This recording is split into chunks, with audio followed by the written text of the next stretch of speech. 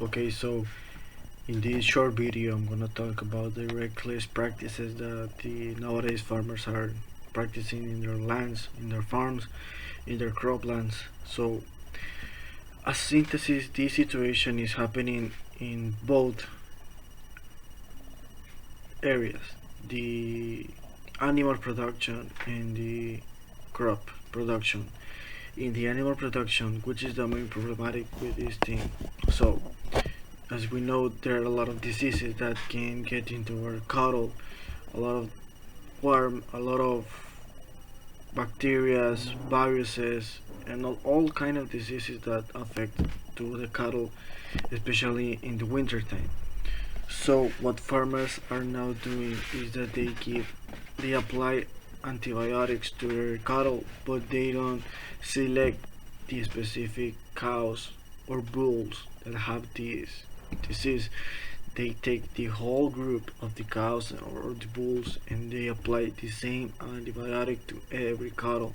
So, in my opinion, this is not good because there are several or different animals that they don't have that disease and they receive that unnecessary antibiotics. So, in my opinion, the recommendation is that the farmers that work with animals select their sick animals and apply the antibiotic to the animals that need it and do not apply it to the animals that don't need it.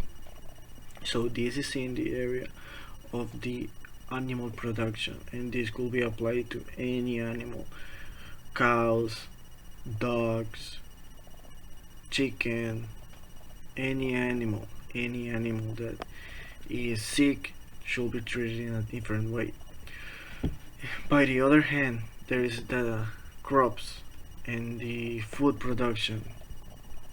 So I'm gonna talk specifically in the United States.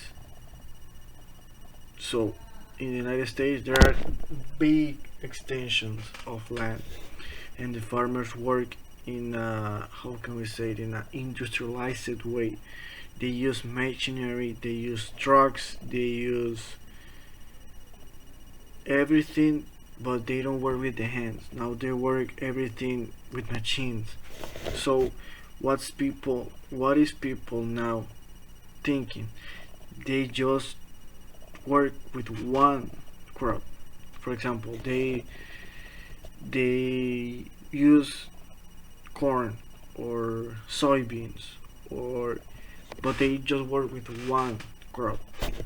And this monoculture is damaging the soil because the erosion of the soil, the loss of the nutrients of the soil is so big when the land is just receiving one type of crop. The recommendation for these farmers is to rotate their cultives. They need to change their crop every year. For example, if we work with corn this year, next year we can work with bean. I don't know, with sorghum, for example.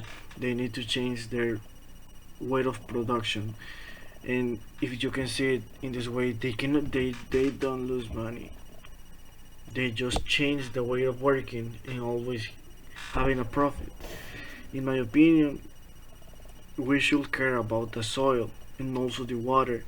There are a lot of farmers around the world that don't use the water in an appropriate way. They use it, they don't care about it, they just use it and they don't think about what we will use in the future to irrigate our crops. So, as a conclusion, the reckless farming practices should be not applied now, because in the future, by the 2050 2100, we will need food. Food is needed every day. Everybody needs food in order to live. So we need to think in better ways of farming, better ways of production, better ways of having food in our table. We need to think and make emphasis in the farmers that they need to change their way of production, but not losing their profit. They need to gain money.